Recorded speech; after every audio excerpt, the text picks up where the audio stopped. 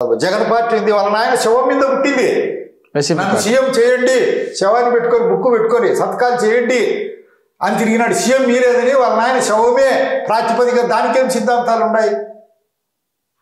సిద్ధాంతం లేని party YCP అంటారు. ఏం సిద్ధాంతాలు ఉన్నాయి? వాళ్ళ నాయన శవమే సిద్ధాంతం. వాళ్ళ నాయన ఏమన్నా మహాత్మా గాంధీనా? వాళ్ళ ఫాదర్ ఒక రౌడీ షీటర్ కొడుకు, ఆయన కొడుకు ఈయన ఏమాడ ఉద్ధరించినాడు? పేదవాళ్ళకి రూపాయి వైద్యం చేశాడు, దేవుడు కడప జిల్లా అని చెప్తారు. మరి బయట ఒట్టిది. పేదల రక్తం దాగినారు.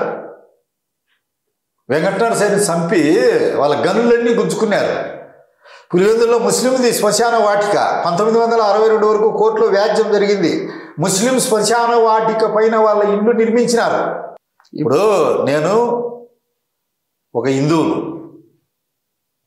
దానికేం సందేహం లే. నా మతం ఏమి చెప్తుంది? సర్వే జనా సుఖినో భవంతు అని చెప్తుంది. నేను అన్ని మతాలను గౌరవిస్తా. ఆ నమ్మకం అది ఉండాడా లేడా అనవసరం. జీసస్ ఓ దండం పెడతా, జెహోవా దండం పెడతా, అల్లాహ్ దండం పెడతా, మహమ్మద్ రబీని కూడా వాళ్ళు ప్రవక్తగా కొలిచి నేను దేవునిగా కొలిచి దండం పెడతా. నాకు ఎలాంటి అభ్యంతరము లేదు. నా మాదిరి సూటిగా చెప్పుకోమను. వాళ్ళు క్రిస్టియనా, రెడ్డా? హిందూ అవిభక్త కుటుంబంలో భాగస్వామి ఎలా అవుతాడండి? ఇంట్లో ఉంటే నా కట్టు లేదు, నా బొట్టు లేదు, నా మెట్టే లేదు, నా తాలిబొట్టు లేదు, నా పసుపు తాడు లేదు, నా వెంకటేశ్వర స్వామి గుండు లేదు, మినమిన మెరిసే గుండు లేదు, తలతల మెరిసే గోల్డ్ మాదిరి మెరిసే తిరుపతి లడ్డు లేదు. ఎట్లయితే నా వాడు ఓట్ల కోసమే కదా నువ్వు రెడ్ల దగ్గరికి వచ్చినప్పుడు రెడ్లు క్రిస్టియన్ దగ్గరికి వినప్పుడు మతస్థులు అనేది మాకు క్రిస్టియన్లో కులాలు ఉన్నాయండి, క్రిస్టియన్లను గౌరవిస్తాను నేను. అవును, రాంగు కదా. అట్లయితే రెడ్డి, కమ్మ, వెలమ, బలిజ, తెలగ, కొండరెడ్డి, కొండకాపు వీళ్ళంతా కూడా ఒక దశలో పూర్వ దశలో చాళుక్య రాజులం మేము. తర్వాత కాయస్థ క్షత్రియులం. మేమంతా దుర్జయ మహారాజ్ సంతతి. మా రెడ్ల పురాణం తీసుకోండి. రెడ్ల పురాణంలో 39 శాఖలు ఉంటే దాంట్లో కమ్మపురి, యలమనాడు, బలిజ ఇవన్నీ కూడా వస్తాయి. కొండరెడ్డి, కొండకాపు.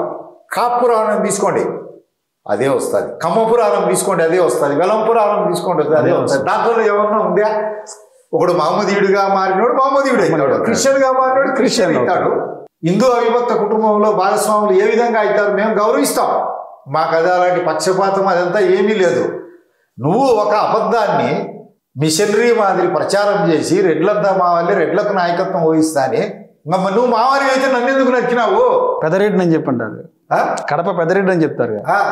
నన్నెందుకు నరికినావు?